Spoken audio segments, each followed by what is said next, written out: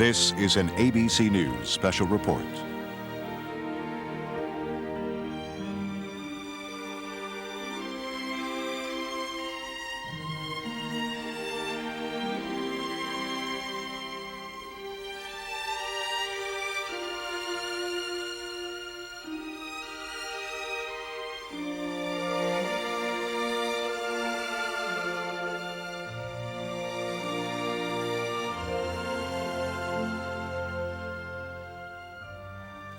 Diana, Princess of Wales, The Final Farewell.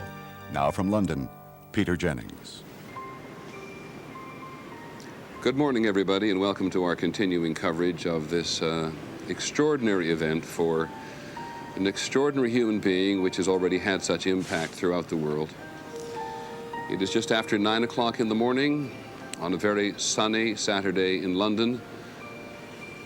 The Queen's standard flies over Buckingham Palace. She and the Duke of Edinburgh have returned from their retreat in Scotland to be with the people of Britain for this funeral today.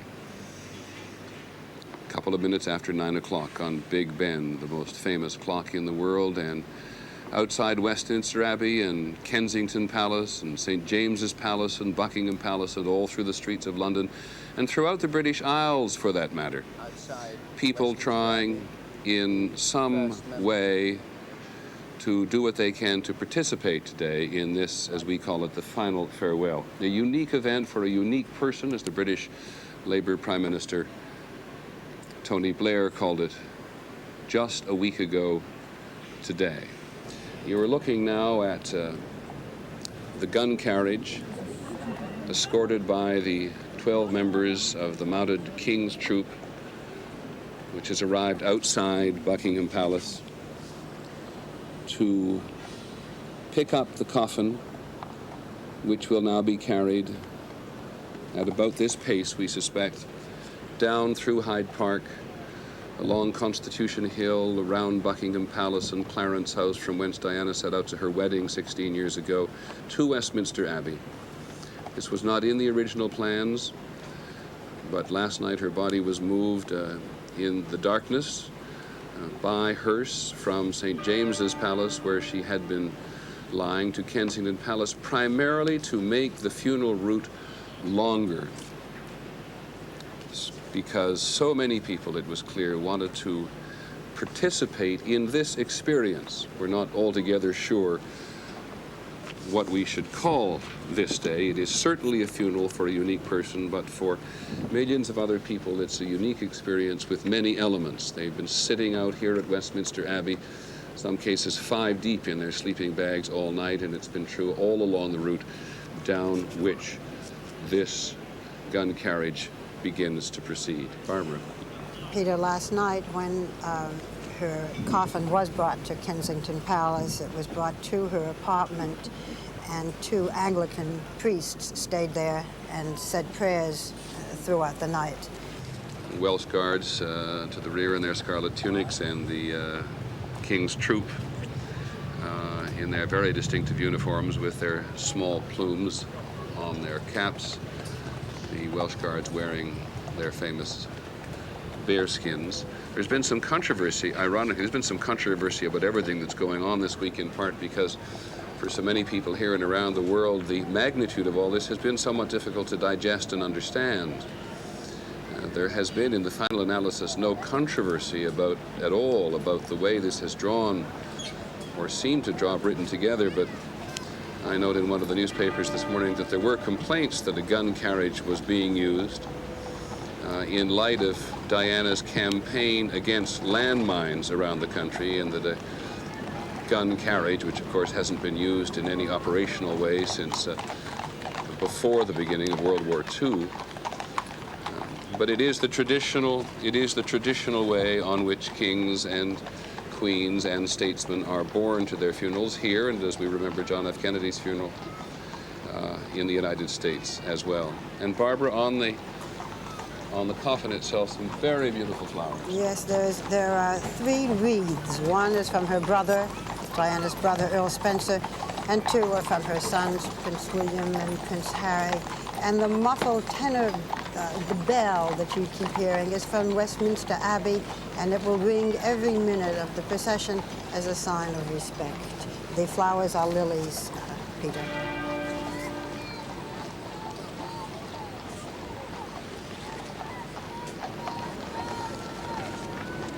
There was some discussion this week as to what kind of a funeral this would be. This is not a full state funeral.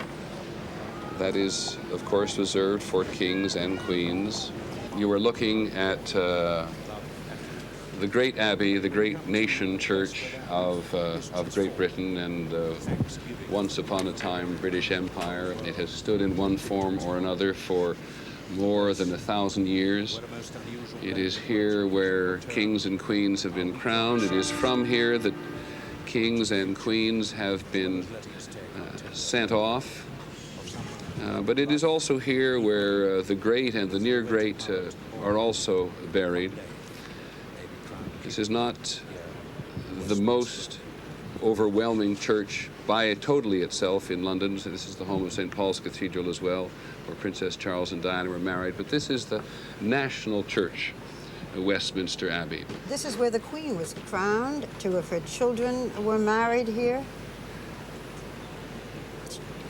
I can give you just a little bit of history now about the church, as people come from all corners of the country to try to at least be close to it. This scene of 38 coronations. On these islands for more than 1,000 years, in times of joy and celebration, in times of crisis and sorrow, they have turned to the banks of the River Thames and the towering spires of Westminster Abbey. And we'll turn now southeast, if geography serves me correctly, and go down Constitution Hill. Here is Tony Blair and Mrs. Blair. He has played a very significant role in the country this week in a variety of ways. He was first the one who went out and referred to Diana at the beginning of the week as the People's Princess, making it clear in a great many minds here that the people could rally around her and should rally around her. In some respects, it could be argued he contributed to the division that was so clear this week between the people and the royal family. But on a couple of occasions subsequently, he has been the first person to get out and defend the royal family for staying in seclusion at Balmoral Castle in Scotland, keeping the boys in seclusion, supporting the notion of the Queen speaking to the people. Perhaps, this is speculation, informed speculation perhaps, having something to say about what the Queen said to the nation yesterday. But he is certainly the face of what is called New Labour in this country, very often compared to President Clinton. Been to Washington several times now to talk to the president, and political campaigns in Britain now very much more American than they have been in the past. Her Majesty, I think that's Prince Edward on her left, and I'm not sure if Andrew's there as well, but Her Majesty walking out through the front courtyard of Buckingham Palace. We'll try to tell you all who is there. Everybody will be here to the best of our knowledge. The Queen is 71, Duke of Edinburgh is 76.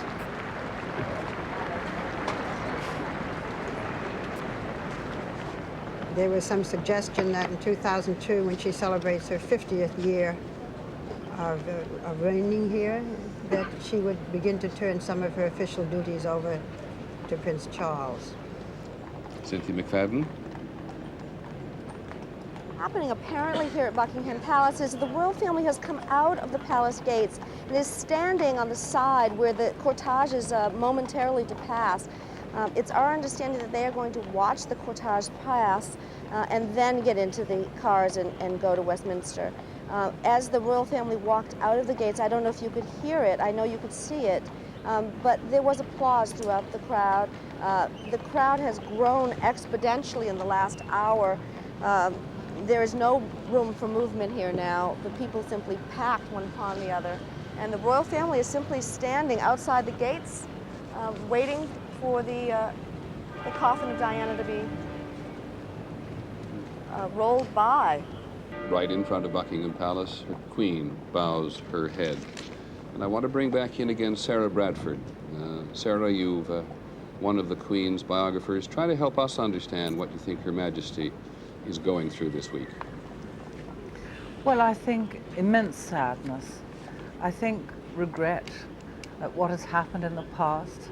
I think tremendous concern for William and Harry, who are, after all, the future of the monarchy, and who have been through the most difficult time over the past years, seeing their parents publicly disagreeing, having bitter fights, and finally divorcing.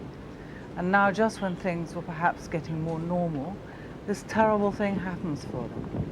And so the Queen, as the head of the family, bears the major responsibility for them.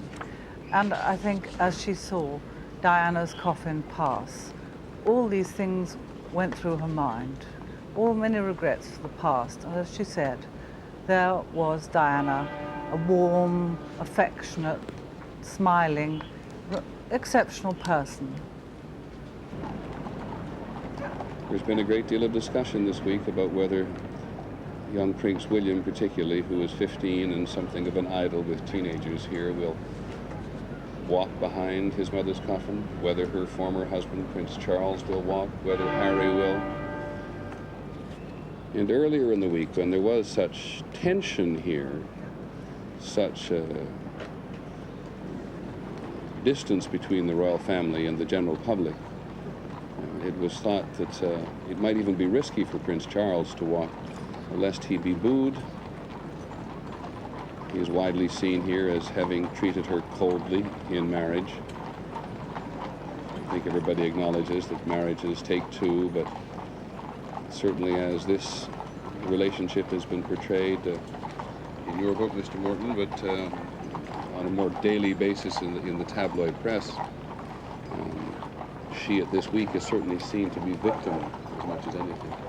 Absolutely. At the same time, I think there's a growing mood that Prince Charles himself is a victim of his own background, and that the fact that this is contributing to this change in mood from one of anger to one of reconciliation.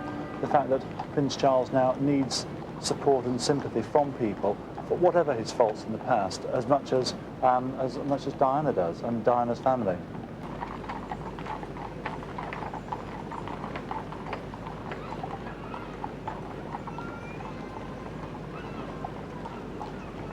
And there is your answer. Prince Charles and his two sons. This is the moment that people have been, if not looking forward to, but looking forward to with some dread in their hearts, really. The fact that seeing this young boy, Prince William, the man who will carry the burdens of monarchy into the 21st century, following his mother. People knew of the bond between William and Diana. They'd seen the way that he was comforting her in her difficult times. And I think these are the poignant scenes which will now resound down the decades of history. This is the Mall, which leads from Buckingham Palace up to Trafalgar Square. This procession will not go all the way up the Mall. But you know, Andrew, I don't think that people really should be surprised. Aside from the fact that Prince William is sometimes described as his mother's closest confidant. This is what royal children are obliged to do. They are obliged to live in the public eye from the time they're very young. I keep thinking of young John Kennedy at his father's funeral, Prince Charles and Princess Anne from a very young age, certainly not with any of the intensity that has been forced on the royal family today, but were expected to be there for public occasions, happy and sad. Let us go to the front of the west door of Westminster Abbey now, because Diana's coffin has arrived, and here in the tight confines in the shadow of St. Margaret's Church, to the left of the Abbey there is absolute silence.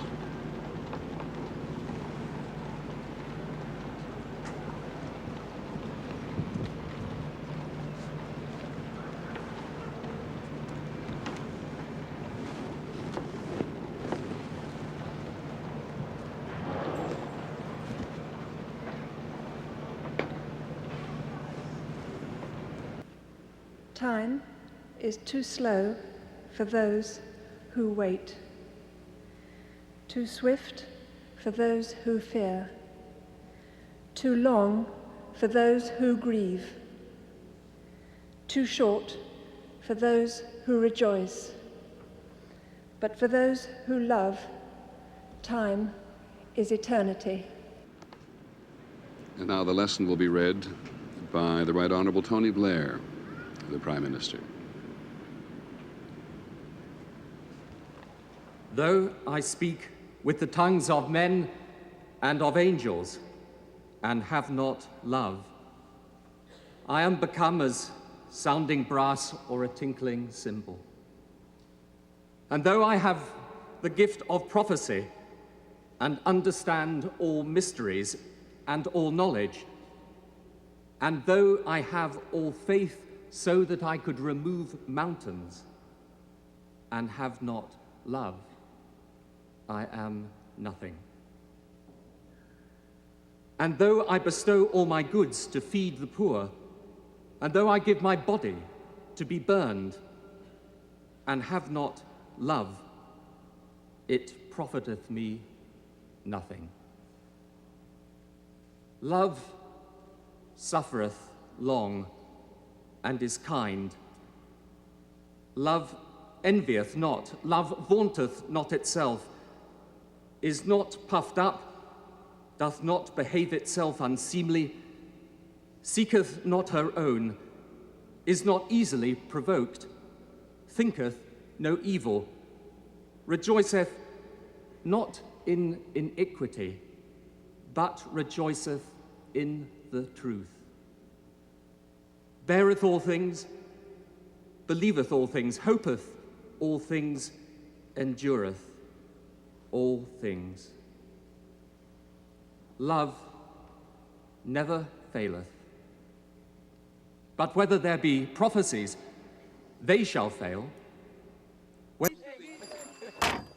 Which city are you going to go and live in? I'm going to live in Philadelphia. Is it Philadelphia or Pittsburgh? Yeah. Or, I don't know. The Pennsylvania is a country, so which means the capital city of it is Philadelphia. There's Philadelphia and there's Pittsburgh. Pittsburgh. Pittsburgh. Yeah, Pittsburgh. I'm going to live in Pittsburgh. I've seen that my name is that I'm going to New York, and I heard that New York is just a bit cold anyway. Do people go to the river with containers to draw water for themselves? For busing. If you want to take busing. There is something called apartment. I've never met, and I've never seen it. Shower. How does it look like? Shower. I've never used electricity, so I imagine it is really very hard for me to do that. And in the United States, we had his only one wife. These things are going to affect us. Today would be the end of 10 years in Kenya, actually. I didn't sleep last night, and even today. I will not meet again with my friends, so it got certain feeling to me, really. You know, a bit happy, a bit sad, you know. Daniel will travel with his best friend Panther, who was also chosen to relocate to Pittsburgh. Even though we go to the United States now, I will not be compatible when my brother, whom I escaped from my mother homeland together with him, left behind.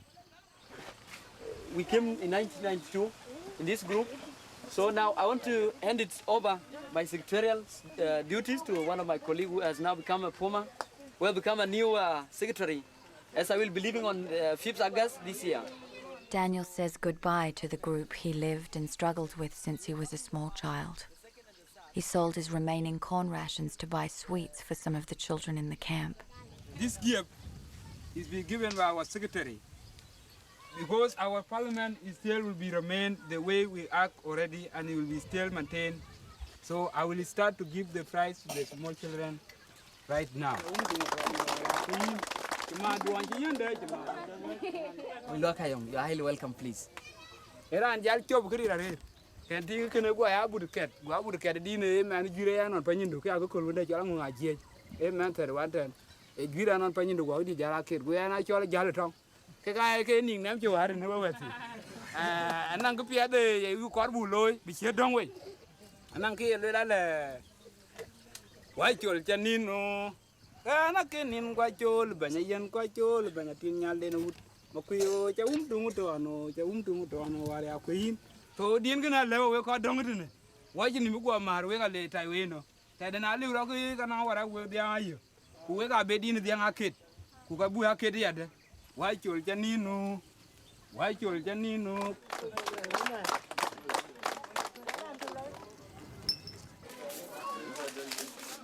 John Bull was among those chosen to relocate to America. He will be resettled to Syracuse, New York. Our transit for USA will start here. We have Kenya here. So tomorrow, very early or not very early, we shall move here as it has been described in my book of cultural orientation. So we shall just live here up to Europe here. So from here, you also take a plane to United States of America. Then you pass here this route up to New York, my place. New York, my place is here. This New York.